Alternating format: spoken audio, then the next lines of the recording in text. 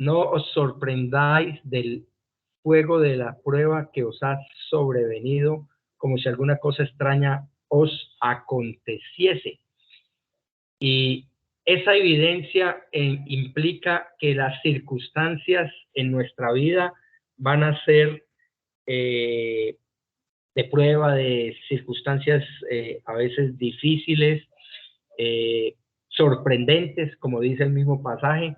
Dice que no os sorprendáis, o sea que tenemos una circunstancias que son complicadas en el sentido de no tenemos experiencia en Cristo. Cuando llegamos a los pies de Cristo no sabíamos, o por lo menos yo no sabía, que iba a enfrentar a lo largo del camino cristiano prueba tras prueba tras prueba. Pero esta es una evidencia clara de esa salvación, una transformación en las circunstancias. Y por eso Dios lo advierte ahí en 1 de Pedro 4:12. Dice además, 1 de Pedro 4, versículos 3 y 4, baste ya el tiempo pasado para haber hecho lo que agrada a los gentiles, andando en lascivias, concupiscencias, embriagueces, orgías, disipación y abominables idolatrías. A estos les parece cosa extraña que vosotros no corráis con ellos en el mismo desenfreno de disolución y os ultrajan. Aquí vemos cómo por las mismas circunstancias en las cuales nosotros recibimos al Señor y somos transformados, estas personas que no conocen de la salvación en Cristo, que no entienden y que no saben, ellos no entienden y no comprenden por qué nosotros no seguimos participando del pecado que antes practicábamos, las borracheras, esos bailes eróticos, esas reuniones de chistes groseros y pesados, o todas esas a veces fiestas, reuniones, charlas, la forma de comportamiento, cosas como esas, las bromas mismas, los desafíos que como jóvenes nos hacíamos unos a otros, etcétera. Entonces, en ese caso, nosotros, bueno, hay alguien que tiene el micrófono abierto y, bueno, le ruego el favor, cerremos los micrófonos. Entonces, ellos nos van a criticar y nos van a cuestionar por qué nosotros cambiamos, por qué los cambiamos a ellos por una comunidad de santurrones. A mí me dijo mi familia que yo los había dejado de querer a ellos y que me había unido a un grupo de gente desconocida. Ellos no entienden ese asunto. Bueno, dice la verdad número 11, ahí en la lección: experimenta súbitamente nuevas tribulaciones, ataques desconocidos como familiares, amigos, etcétera, presiones, tentaciones, etcétera. Cuando ese creyente manifiesta su nueva posición en Cristo. Claro, nos critican y nos dicen que cambiamos de religión, o porque no seguimos el pecado que antes practicábamos con esas personas que nos conocieron antes de Cristo. Esto es algo que generalmente nos entristece, porque nosotros sí teníamos un círculo cercano de amigos, digamos, casi siempre un verdadero creyente no va a conservar a su gran mejor amigo, su gran mejor amiga, o sus familias mejores amigas, porque hay cambios. Y yo experimenté todo eso. Mis mejores amigos eran bebedores, eran tomatragos, groseros, y terminamos apartándonos unos de los otros precisamente por esa transformación que Dios hace en nuestras vidas y en nuestras circunstancias, como dice la evidencia número 11. Así que al respecto de esto tenemos que hablar de cómo como seres humanos tenemos la tendencia, una tendencia muy humana de huir del sufrimiento, de quitarnos o evadir esas, el dolor, las pruebas, las, esas necesidades. Cuando vemos cómo los adelantos tecnológicos de hoy y la misma medicina, los médicos han ayudado a, no sé, como a prevenir muchos de los males que antes eran muy comunes, y apenas hace 200 años la industria farmacéutica y medicina, ahora medicina nuclear, medicina tecnológica, ya ha avanzado tanto. Entonces nuestra sociedad, en forma natural, el ser humano en forma natural, siente como el derecho propio de tener salud. Es más, lo nombran como uno de los derechos eh, inalienables del ser humano. O sea, no se pueden violar. Son derechos que adquiere toda persona por el solo existir. El derecho a la salud, el derecho a vivir largas vidas, el derecho a no experimentar problemas. Nos creemos el asunto de pensar que eso es lo que somos, de que eso es lo que tenemos que reclamar en esta vida. Y, y solo es conocer la voluntad soberana de Dios revelada en la palabra para cambiarnos de pregunta, porque lo primero que uno hace cuando tiene una enfermedad, una circunstancia difícil es, ¿hasta cuándo, Señor? ¿Hasta cuándo? Y aún con actitud arrogante y desafiante le preguntamos al Señor, pero ¿hasta cuándo? Y deberíamos más bien como creyentes verdaderos, una vez entendemos la soberanía de Dios, más bien preguntarnos, ¿cuándo vamos a sufrir? ¿Cuándo será? Porque lo que hace Dios en su palabra es prometernos sufrimiento.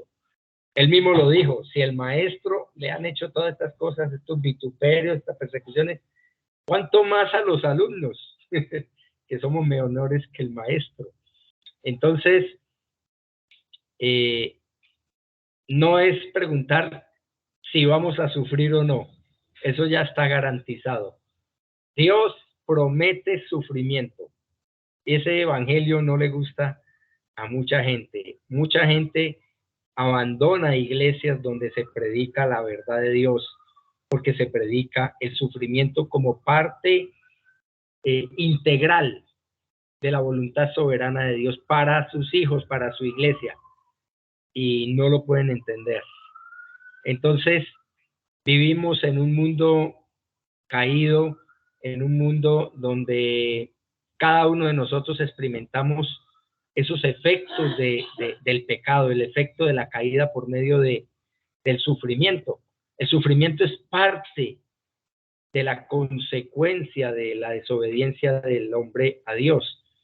Y ya sea en forma de una enfermedad, ya sea en la pérdida de un ser querido, la muerte física, ya sea relaciones rotas, relaciones de amistad, relaciones de noviazgo, relaciones matrimoniales, relaciones sociales, sociedades en la parte económica, dificultades financieras, eh, de cualquier manera, de alguna u otra manera, estas cosas son consecuencias de la caída del ser humano, son consecuencias del pecado.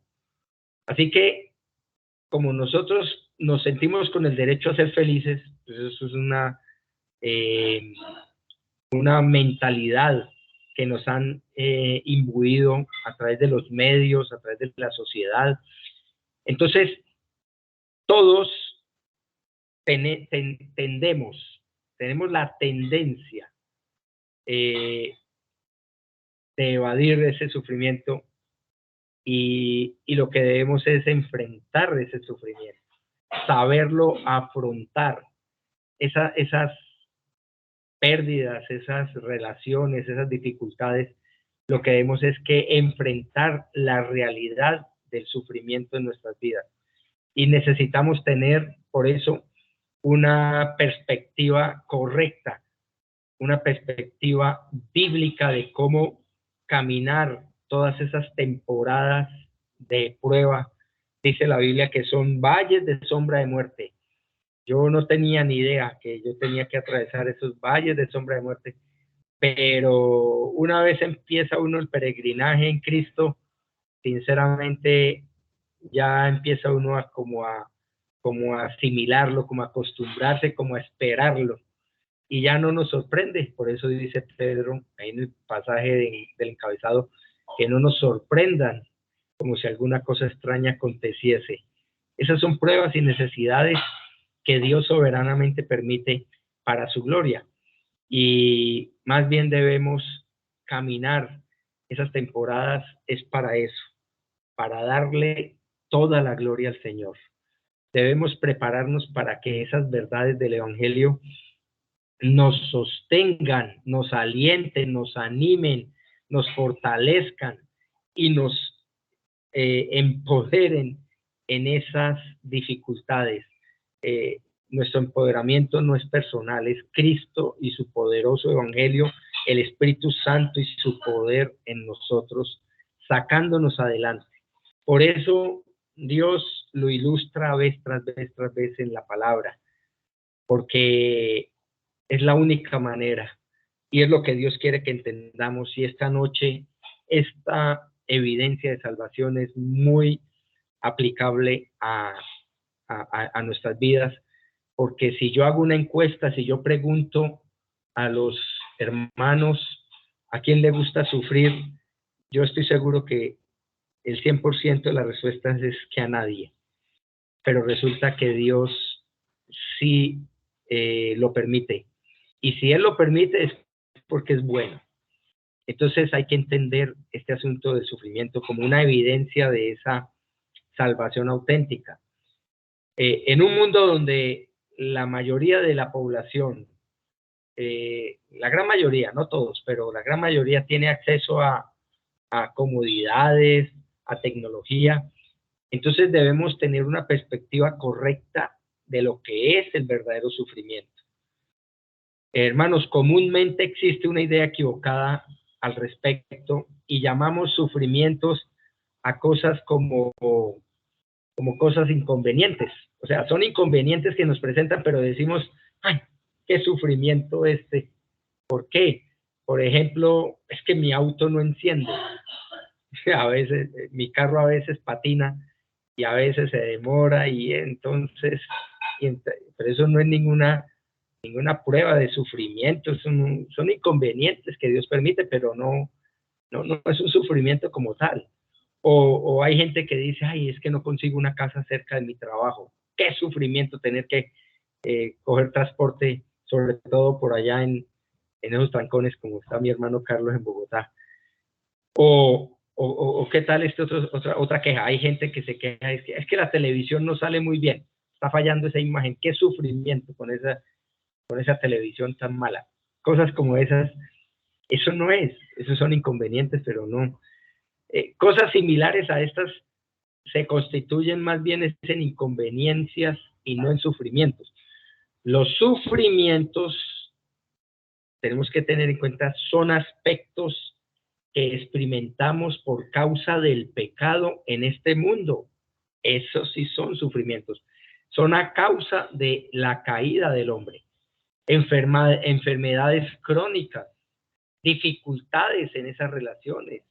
Como les decía yo al principio, la muerte de un ser querido, digamos la rebelión persistente de un hijo, a veces falta de recursos, por ejemplo, digamos, como necesidades económicas para, para proveer las necesidades básicas, El maltrato, muchas veces recibimos maltrato, cosas como esas, o qué tal el abandono, un padre abandonando a su esposa y a sus hijos necesitados, cosas como esas. Esos son sufrimientos verdaderamente consecuentes del pecado. Y eso lo hemos vivido todos nosotros, como seres humanos y como creyentes sobre todo. Tarde que temprano vamos a experimentar este tipo de circunstancias. Y como ya lo mencionamos, todo sufrimiento es consecuencia de esa caída, porque vivimos en un mundo donde experimentamos esos resultados de la caída del hombre, del pecado del hombre. Cada tipo de sufrimiento, de alguna forma, nos debería recordar tanto el pecado como ayudarnos a mirar la solución, que es la cruz del Calvario, y nuestra necesidad de redención, de ser redimidos. Nuestro enemigo, hermanos, nuestro enemigo no está en las circunstancias. Mucha gente le echa la culpa al diablo por todo, sobre todo esas iglesias carismáticas, pentecostales, borrachas, emocionales, tienden a echarle la culpa de todo lo que pasa al diablo. Y el pobre diablo se lleva la culpa de todo lo que pasa. Entonces se cayó un plato de la vajilla y se rompió, el diablo. Se rompió el pantalón, el diablo. Tropecé y me caí, me raspé la nariz, el diablo. Cosas como el hermano, terminan dándole más preferencia y más poder y autoridad al diablo que a Dios mismo, y siendo creyentes. Eso es terrible. Es un enfoque muy equivocado. Satanás puede intervenir en tentaciones, puede poner tropiezos, etcétera, puede acusarnos, pero él no es omnipotente, él no es omnipresente. Si fuera cierto todo lo que la gente le echa la culpa al diablo, el diablo estaría en todas partes del mundo simultáneamente y él no puede hacer eso. Él es una criatura limitada y además es una criatura derrotada. Eso se nos olvida. Y entonces a veces le damos preeminencia a esas cosas de espiritistas y de hechicería y de vudú y todas esas cosas, como si nosotros estuviéramos amedrentados y a merced del enemigo, como si pudiera venir y hacer lo que quisiera. No, hermanos, no tienen ni idea, no conocen al verdadero Dios que nos salvó, si es que son creyentes, esas personas. Así que, ¿qué es lo que sucede? Las circunstancias, el enemigo no está en las circunstancias ni en el mismo diablo, sino en la tendencia en medio de la vida, en el pecado y su efecto dañino que hace a nuestra alma. El enemigo es el pecado, ese es el enemigo, y por eso en medio del sufrimiento nuestra tendencia es querer a que desaparezcan esas pruebas, esos dolores, ese sufrimiento. Sin embargo, hermanos, nunca debemos olvidar que durante el proceso de sufrimiento Dios está velando por nuestras almas y está evitando desviarnos hacia cosas más pecaminosas todavía. O sea, Él nos quiere es cuidar, edificar, fortalecer, entrenar. Él nos está entrenando como soldados de Jesucristo que somos. Y yo no he visto un buen ejército y un buen batallón sin entrenamiento, sin disciplina. Eso no existe, hermanos. Eso de, si acaso, soldaditos de plomo, soldaditos que no hacen nada, quieticos ahí que no parten un plato. ¿Por qué? Porque no tenemos entrenamiento. Nosotros necesitamos ser probados, ser fortalecidos, ser entrenados. si entendemos 2 Timoteo 2:2 al 4. Somos integrantes del ejército de Cristo, somos soldados del Señor. Y como soldados necesitamos ser entrenados. Y el sufrimiento es parte vital en esa milicia cristiana, en esa milicia espiritual. Así que debemos tener claro que aunque el reino de Dios todavía no está establecido completamente, ya estamos en el reino. Nosotros pertenecemos al reino de Dios, estamos bajo su reino. Él gobierna, Él reina. En los verdaderos creyentes, Él gobierna nuestro corazón. Él gobierna nuestras almas, nuestras vidas. Así que, como todavía no está establecido la totalidad del reino, mucha gente se equivoca. Muchos creyentes con buena intención,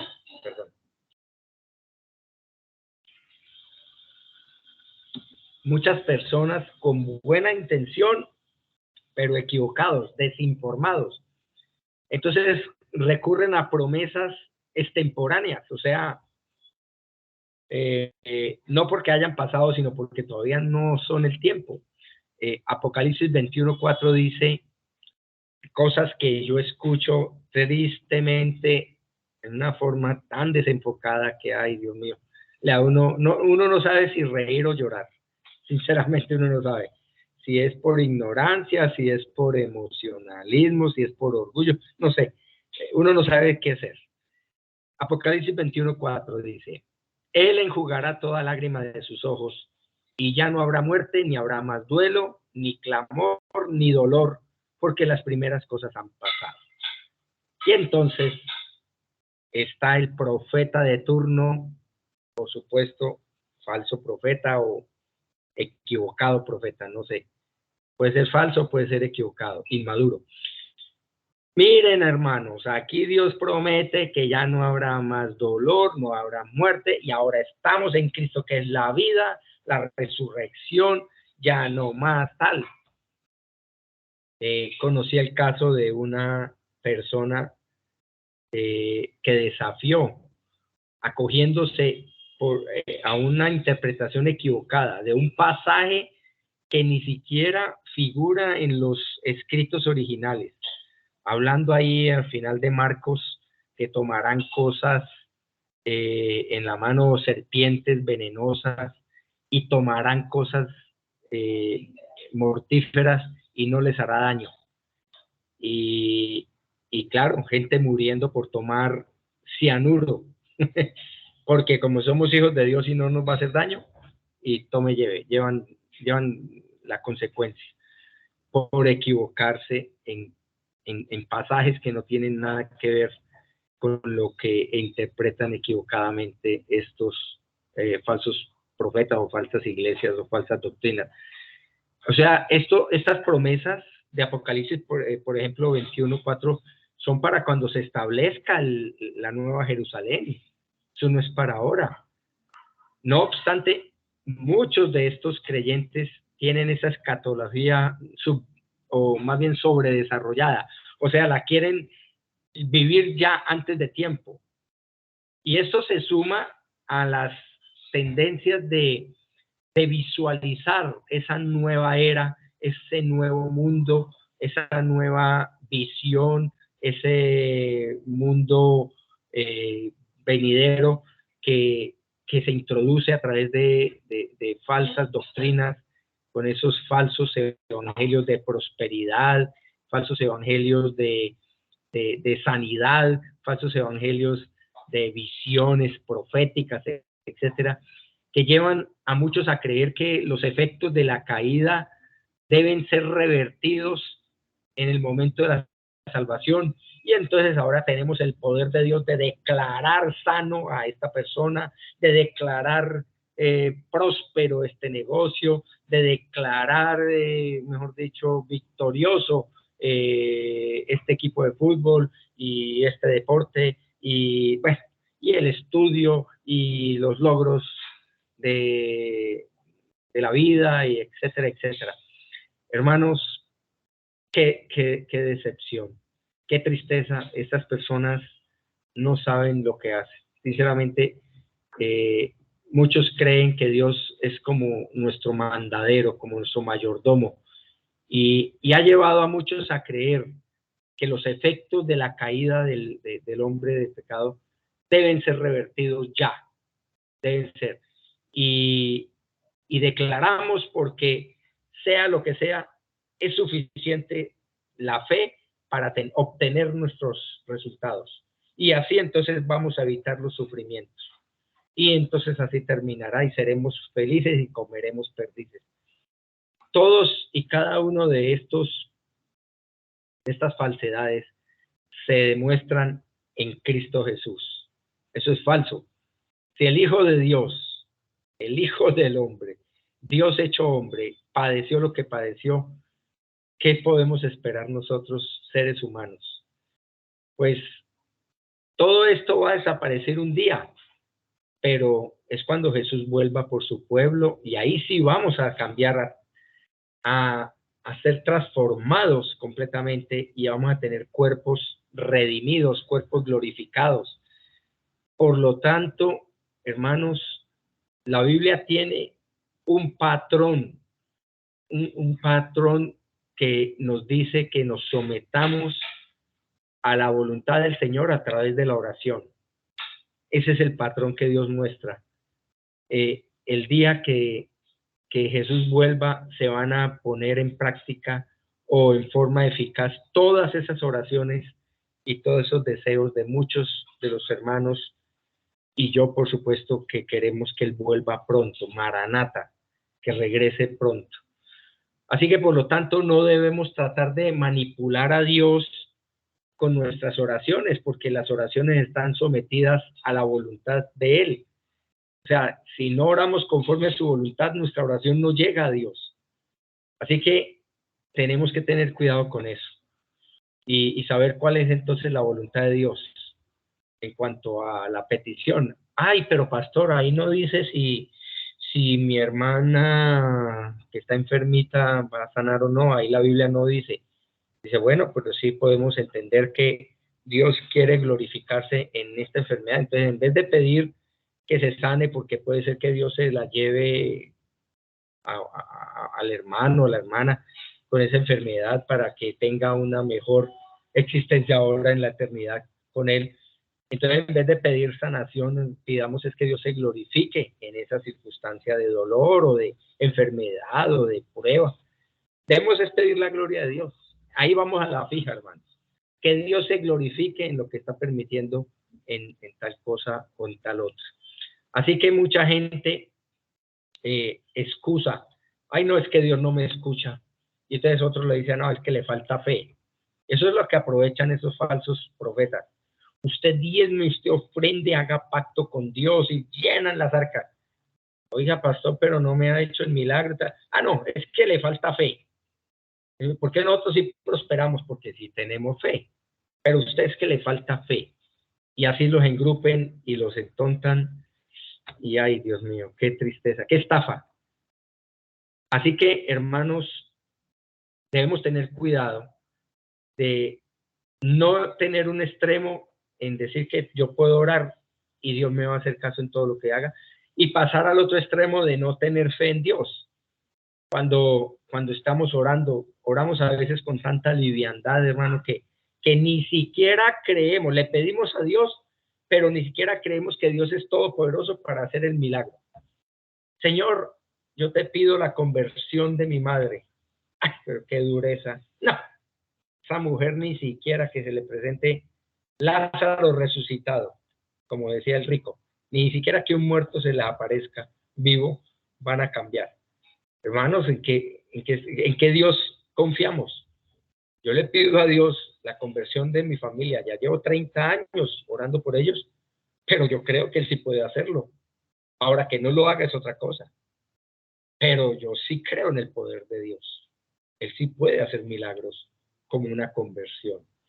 Así que nuestras peticiones deben mantener la expectativa, hermanos, de que Dios desea bendecir a su iglesia, a sus hijos, porque es su naturaleza Y eso lo podemos ver ahí en parábolas que el mismo Señor Jesucristo relató.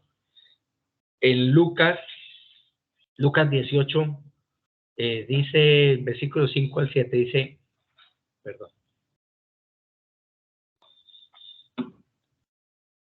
Lucas 18, versículos 5 al 7 dice, sin embargo, porque esta viuda me molesta, le haré justicia, no sea que por venir continuamente me agote la paciencia.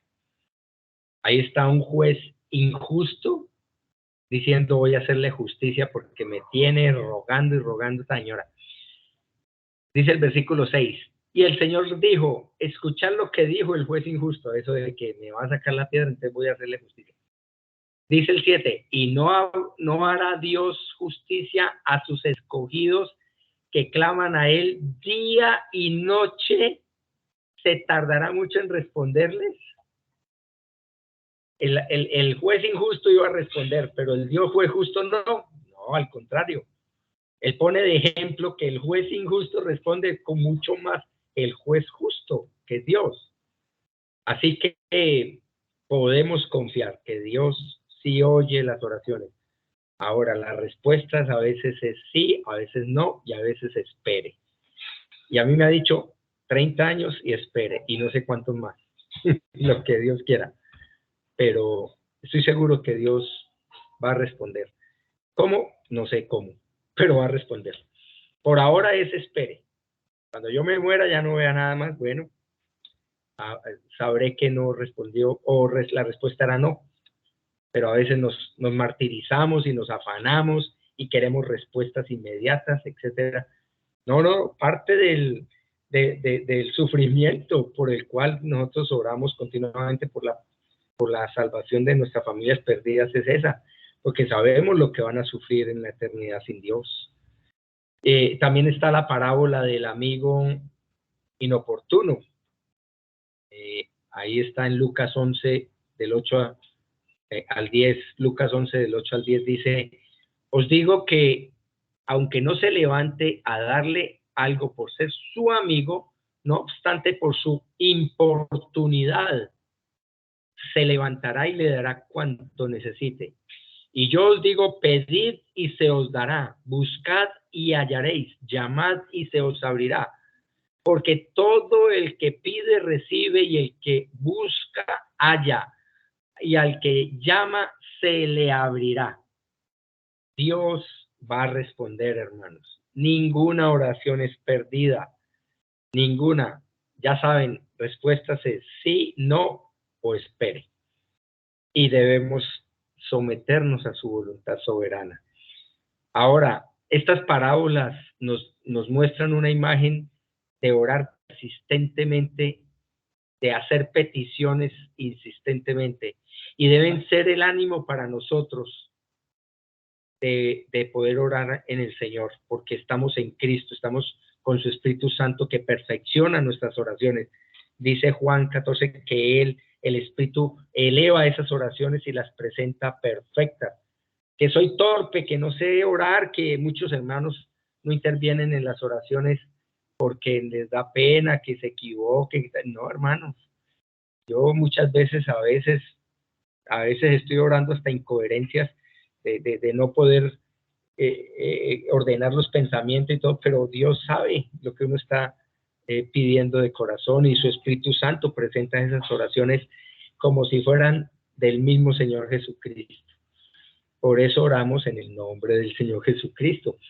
Ahora, nosotros debemos entender que nos sometemos a la voluntad de Dios cuando oramos. Pero esto no debe ser impedimento para orar por esa sanidad o por esa provisión o por ese alivio de personas con algunas necesidades. ¿Por qué? Porque estamos confiando, Dios me carga a mí con oración por la salvación de mi familia. O sea, Él quiere que yo ore todos los días por ellos. Y esa es la forma de glorificar a Dios en esa petición. Pero si yo ya 5 años, no, 10 años, no, yo hace rato, humanamente, yo ya hubiera dejado de orar por ellos. Ay, Señor, ya no más. Ya me cansé todos los días, dele que te pego. Y no, esa es la forma como Dios quiere que nos humillemos y que le glorifiquemos en esas peticiones, porque Dios sabe la intención del corazón. Y espero que un día ustedes conozcan a mi mamá y a mis hermanos en la iglesia, Dios lo permita. Pero si Dios lo permite, solamente por su voluntad soberana. Ahora, sabemos que Dios es capaz de hacer milagros y que Él desea mostrar su poder. Eso ya lo sabemos. ¿Por qué? Porque la Biblia lo dice. Pero así como Él quiere mostrar su gloria por medio de esos milagros, también Él anhela glorificarse en sus hijos, en perseverar durante esas pruebas en oración. Él se glorifica en esa persistencia. Por eso, si algo Dios me ha dado a mí es ser insistente. Yo ser persistente. Con mi esposa duré 5 años persistiendo para conquistarla. Y Dios respondió. Y les digo, no era creyente, por lo menos no era salvo bíblicamente hablando, pero era la insistencia. Y Dios me ha dado buenos resultados en mi vida, tanto de incrédulo como principalmente como de creyente, de persistir en oración y de someternos a su voluntad en medio del sufrimiento, en medio de las pruebas, en medio de la espera. Para mucha gente el sufrimiento es la larga espera. Y esto se lo digo porque cuando uno les dice, no, pero no es tanto, ¿cuántos años lleva usted? Bueno, preguntémosle a una persona que está privada de la libertad a ver si le parecen cortos 20 años, eso le parece una eternidad. Para nosotros eso pasa rapidito, mire, yo qué tanto hace que ya tenía esta edad y mire, ya voy pisando el 6º piso y yo, uy, Dios mío, ¿a qué horas? Pero es que vemos con perspectivas diferentes las cosas. Debemos verlas con la perspectiva de Dios. Y ahí es donde vemos cómo los salmos nos muestran múltiples ocasiones de que uno de los principales problemas del creyente durante el sufrimiento es primeramente que nos entregamos a las emociones del corazón. Y hoy comentábamos en una consejería cómo a veces le damos prioridad a los sentimientos y emociones y no a las promesas y verdades de Dios. Nuestra única autoridad es la palabra de Dios, no lo que yo siento, no lo que yo pienso, no lo que yo creo, no lo que yo quiero, no, es lo que Dios dice. Y entonces, claro, nos entregamos a nuestras emociones en lugar de entregarnos a la verdad del Evangelio. Y en los sufrimientos nos sentimos muchas veces solos, olvidados de Dios. Dios no me quiere, soy pobre, vivo lejos, pobre de mí. Ya ni mis hermanos de la iglesia me llaman, ya ni me visitan, ya ni me quieren. Y ya estamos apartados de todo, incluyendo a Dios. Y nos sentimos que Dios no nos ama. Y nos olvidamos de su gran muestra de amor para con nosotros en el Evangelio. Ya fuimos salvos, pero no, Dios no me quiere. ¿Qué tal es, Dios mío? Fuera suficiente con salvarnos, con eso sería más que suficiente para adorarle. Le debemos adoración y alabanza a nuestro Creador y Salvador.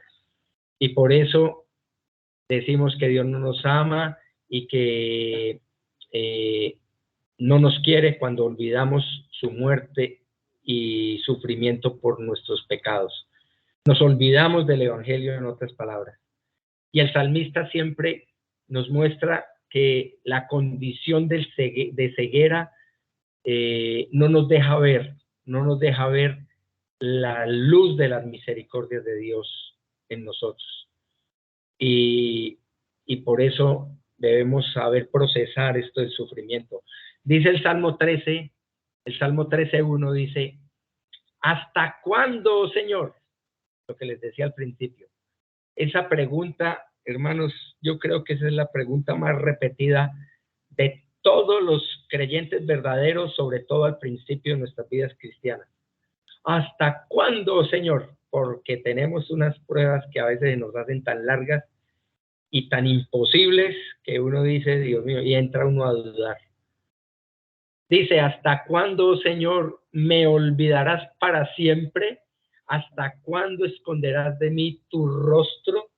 ¿Hasta cuándo? Dice el versículo 2, ¿hasta cuándo he de tomar consejo en mi alma, teniendo pesar en mi corazón todo el día? ¿Hasta cuándo mi enemigo se enaltecerá sobre mí?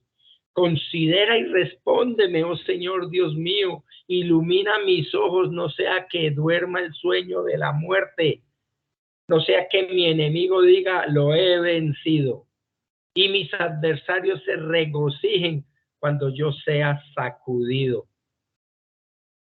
Miren, ese ruego era de corazón del salmista David, pero ¿saben qué? Era porque en su perspectiva estaba enfocándose en su necesidad, en sus circunstancias. Sin embargo, dice el 5, cambia de enfoque. Dice el 5, pero yo en tu misericordia he confiado, mi corazón se regocijará en tu salvación. Tú me vas a sacar de esta persecución. Me quieren muertos mis enemigos, estoy amedrentado, estoy perseguido hasta por mi propio hijo y por el rey Saúl y por todas esas persecuciones que le dio. Y dice el 6, cantaré al Señor, alabaré al Señor, adoraré al Señor, porque me ha llenado de bienes. Ya da por hecho el asunto en el 5 y el 6. Cambio de perspectiva. Así deberíamos ser nosotros. Señor, sí, no estoy diciendo que no seamos conscientes del sufrimiento, no. Somos conscientes de la prueba, claro. Y hay pruebas muy difíciles, tan terribles que uno dice, Dios mío, yo no quisiera estar en los zapatos de Job. Perder 10 hijos en un día, perder los camellos y todo el esfuerzo de la vida en un día, eso es demasiado duro, pesado, pero Dios hizo su voluntad en él. Así que si observamos, el salmista en sí no está en negación, no está en un modo de pesimismo y de depresión suicida, no. Él clama a Dios porque se le iluminen los ojos. ¿Para qué? Para tener el alivio.